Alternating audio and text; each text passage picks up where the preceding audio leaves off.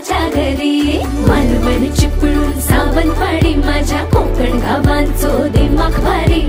दिसते भारी गणपतीची स्वारी माझ्या कोकणा वाटे तुम्ही वलवा गाडी. धमाधमान हाका गाडी माझ्या कोकणचो रस्तो